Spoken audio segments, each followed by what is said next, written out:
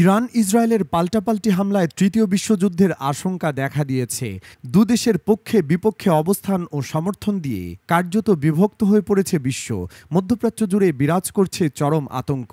রাজধানী Tel Aviv সহ ইসরায়েলের বিভিন্ন স্থানে রাতভর ইরানের ক্ষেপণাস্ত্র হামলায় নিহত হয়েছে আরও অন্তত 10 ইসরায়েলি।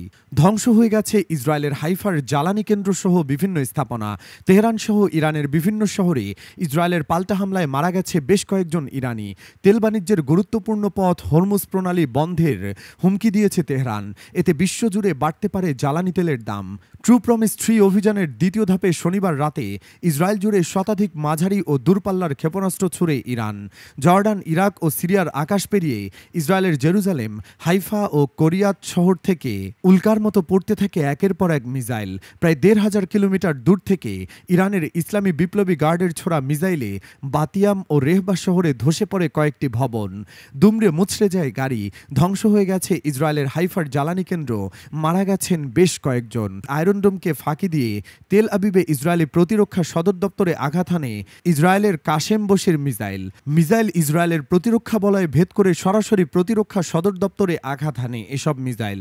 অন্যদিকে তেহরান, বন্দর আব্বাস সহ ইরানের বিভিন্ন শহরে পাল্টা হামলা চালিয়েছে ইসরায়েল। এতে শাহরানে একটি জ্বালানি তেলের ডিপো ক্ষতিগ্রস্ত হয়েছে।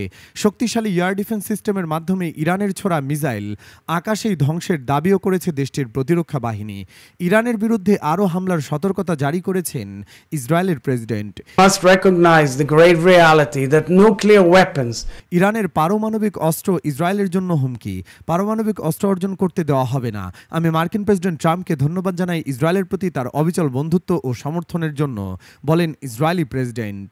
ইরানের পরমাণু স্থাপনা ধ্বংসের লক্ষ্যে পাশাপাশি দেশটির সর্বোচ্চ ধর্মীয় আয়াতুল্লাহ আলী খামেনিকে গুপ্ত হত্যার চেষ্টা চালাচ্ছে অবৈধ দখলদাররা। ছদ্মবেশে ইসরায়েলের গোয়েন্দা সংস্থা মোসাদের এজেন্টরা ঢুকে পড়েছেন ইরানের সামরিক বাহিনীতে। তবে দখলদারদের বিরুদ্ধে কঠোর প্রতিশোধ নেওয়ার হুমকি দিয়েছে ইরান।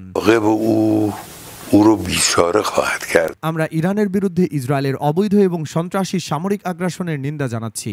তাদের এই বর্বরতাকে কঠিন বদলা নেব আমরা। যুক্তরাষ্ট্রের সহায়তায় ইসরায়েল যা করছে তা জাতিসংঘ ও আন্তর্জাতিক আইনের লঙ্ঘন।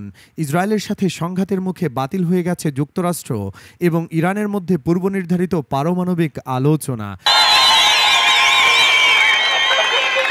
ইয়েমেন ও ফিলিস্তিনের পর ইরানে ইসরায়েলি বাহিনীর আগ্রাসনের প্রতিবাদে তেল আবিবের ওপর ক্ষোভ ঝাড়ছে বিশ্বজুড়ে। চিলিতে ফিলিস্তিন ও ইরানের প্রতি সমর্থন জানিয়ে বিক্ষোভ করেছে শত শত মানুষ।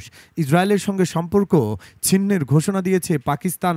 ফলে মধ্যপ্রাচ্য জুড়ে এই সংঘাত যে কোনো সময় রূপ নিতে পারে দ্বিতীয় বিশ্বযুদ্ধে।